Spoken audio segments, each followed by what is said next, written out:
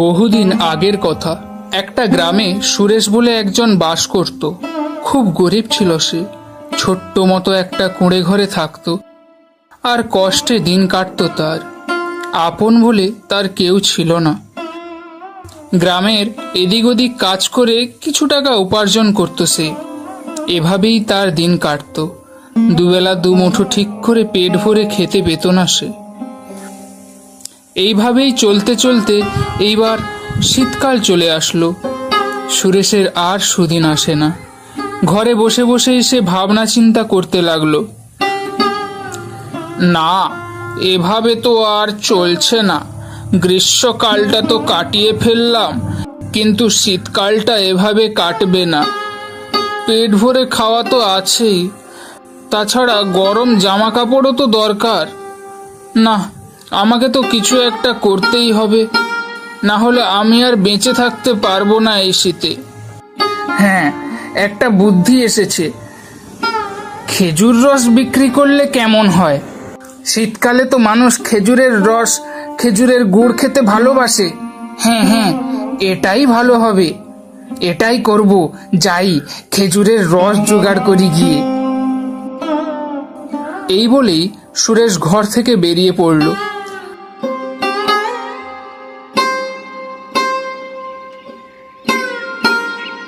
কিন্তু তার ভাগ্য বেজায় খারাপ। সবকটা খেজুর গাছে কেউ না কেউ এসে হাঁড়ি বেঁধে দিয়ে চলে গেছে। যে গাছগুলো খালি পড়ে আছে, কেউ না কেউ তার ধারে বসে আছে। সেখানে গেলেই তাকে দূর দূর করে তাড়িয়ে দেয়।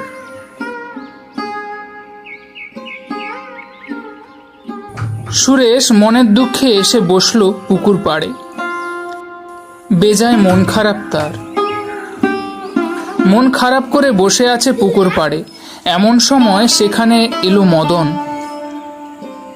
মদন সেই গ্রামেরই ছেলে, সুরেশের একজন ভালো বন্ধু। সুরেশকে মন খারাপ করে বসে থাকতে দেখে সে কাছে এসে বলল, কি হয়েছে ভাই সুরেশ? এমন করে মন খারাপ করে বসে আছিস কেন? আর বলিস না ভাই মদন, তুই তো জানিসই আমার অবস্থা। ভেবেছিলাম শীতকালে খেজুরের গুড় বিক্রি করে কিছু টাকা জমাবো, কিন্তু সে আর হলো কই। সবকটা গাছ ধরে লোক বসে আছে, কোনো গাছের কাছে ঘেঁষতেই পারলাম না।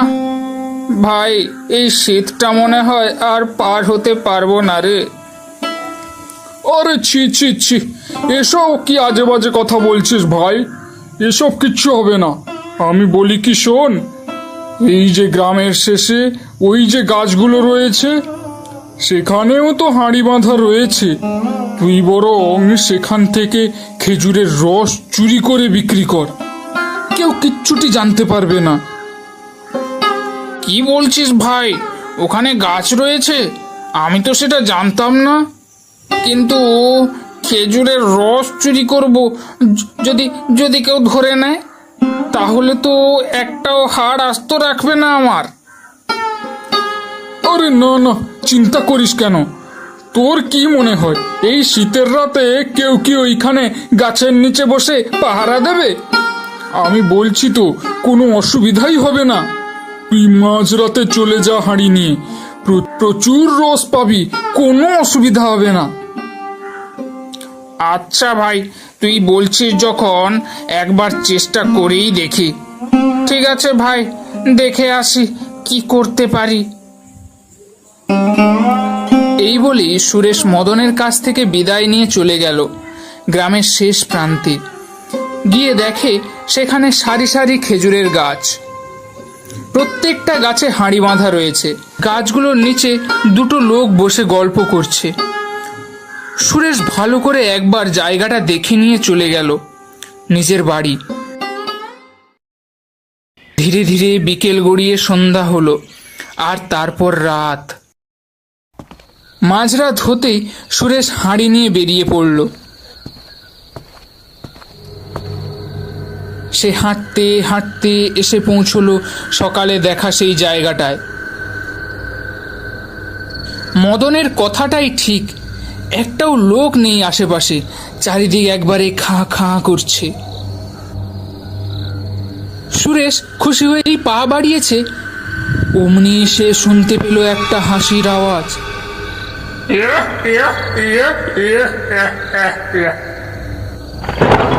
মাঝরাতে এত জোরে হাসির আওয়াজ শুনে ভয় পেয়ে কাঠ হয়ে দাঁড়িয়ে থাকে সুরেশ। সে সাথে সাথেই হাঁড়ি নিয়ে দৌড়তে শুরু করলো, আর এক দৌড়েই সে নিজের বাড়িতে পৌঁছলো। সকাল হওয়া পর্যন্ত সে আর বাড়ি থেকে বেরোলো না।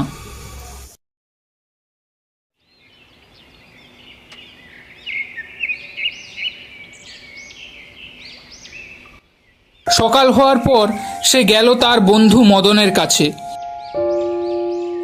মদনকে সবকিছু জানাতেই মদন বলল, তুই না একটা মূর্খ। তোর কি মনে হয় ওখানে ভূত আছে? মনে হয় তো তোর মতো আরো কিছু জন খেজুরের রস করতে গেছিল, তোকে দেখতে পেয়ে ভয় দেখিয়ে তাড়িয়ে দিয়েছে। তুই তার জিনিসের ভাগ না বসাতে পারিস, সেই জন্য তুইও সেই রকম ভীতু, রস না নিয়েই পালিয়ে এলি। আজকে আবার যা, আর খবরদার একদম ভয় পাবি না। মদনের কথা শুনে সুরেশ আশ্বস্ত হয়ে বাড়ি ফিরল। আবার মাঝরাত হতেই হাঁড়ি নিয়ে বেরিয়ে পড়ল সে। হাঁটতে হাঁটতে এসে চলে এলো আবার সেই অবস্থায়। সারি সারি খেজুর গাছে হাঁড়ি বাঁধা আছে, চারিদিকে কেউ নেই। সে যেই আবার গাছের দিকে পা বাড়িয়েছে, অমনি হাসির আওয়াজ শুনতে পায়।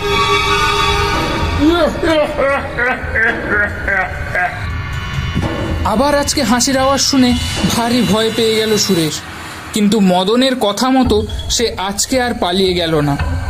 ভয়ে ভয়ে এগিয়ে চলল খেজুর গাছের দিকে। তারপর এগিয়ে এসে একটা গাছের নিচে হাঁড়িগুলো নামিয়ে রাখলো সে। গাছে উঠতে যাবে, অমনি পিছন থেকে কেউ যেন ডাক দিল তাকে। তোর তো দেখছি প্রাণের কোনো ভয় নেই রে। কালকেই তো তোকে ভয় দেখালাম, আজকে আবার তুই চলে এসেছিস এই খেজুরের রস চুরি করতে।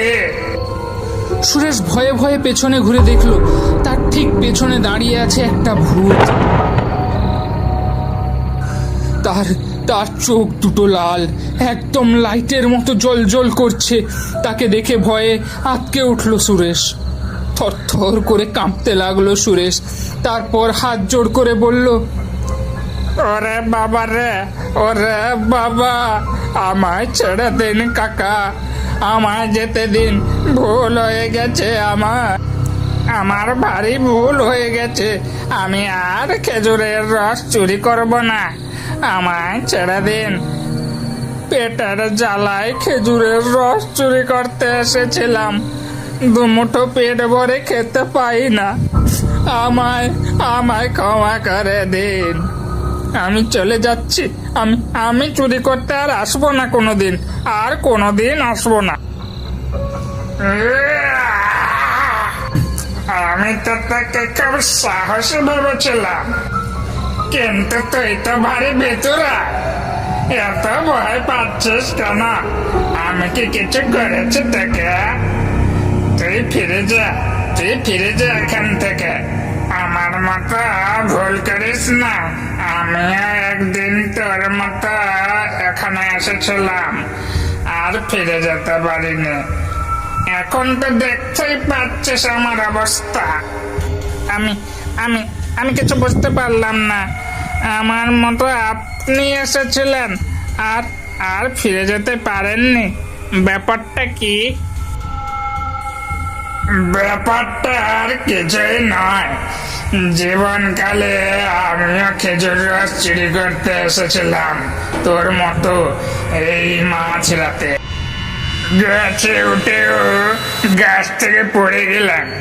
আমার ভাগ্যটা খারাপ ছিল যে পা পিছলে গেছে, তারপর সোজা মাটিতে, তারপর ঘাড় মুটকে প্রাণটা আমার বেরিয়ে যায় আর কি। আর এখন তো দেখতেই পাচ্ছিস কি অবস্থায় ঘুরছি। পেটের জ্বালা যে মহা জ্বালা। এই পেটকে সামলাতে কত কিছুই না করতে হয়, তাই তো মাঝরাতে খেজুরের রস চুরি করতে এসেছিলাম। ঠিক মতো খাওয়ার জোটে না আমার প্রতিদিন। হ্যাঁ, বুঝতেই পারছি তোর অবস্থা। তবে বেশ, নিয়ে যা, খেজুরের রস নিয়ে যা, আমি তোকে সাহায্য করব। তুই গাছে ওঠ, আমি নিচে দাঁড়াবো। তুই যদি নিচে পড়েও যাস, আমি থাকবো তোকে বাঁচানোর জন্য।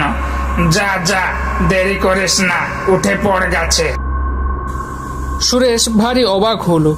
তারপর হাত জোড় করে প্রণাম করলো ভূতটাকে। তারপর গাছে উঠে কেড়ে নিয়ে এলো খেজুরের রস। এভাবেই বেশ কয়েকবার গাছে উঠে সে রস পেড়ে আনলো। তার সবকটা হাঁড়ি ভরে নিয়ে সুরেশ ফিরে গেল নিজের বাড়িতে। এভাবেই সে প্রতিদিন খেজুরের রস নিয়ে যায় আর তার জাল দিয়ে গুড় তৈরি করে বিক্রি করে বাজারে। ধীরে ধীরে তার এই গুড়ের ব্যবসা ফুলে ফেঁপে উঠতে থাকে। গুড় বিক্রি করে সুরেশ অনেক বড়লোক হয়ে যায়। তার আর এই ছোট্ট কুঁড়ে ঘর নেই, এখন সেখানে বিরাট এক বাড়ি। সুরেশ এখনো মাঝরাতে প্রতিদিন খেজুরের রস নিয়ে আসে ভূতের সাহায্যে এবং সকালে তা বিক্রি করে দেয়। সুরেশ সুখে শান্তিতে দিন কাটাতে থাকে এবং প্রতিদিন সে মনে মনে প্রণাম জানায় খেজুর গাছে থাকা সেই ভূতের উদ্দেশ্যে।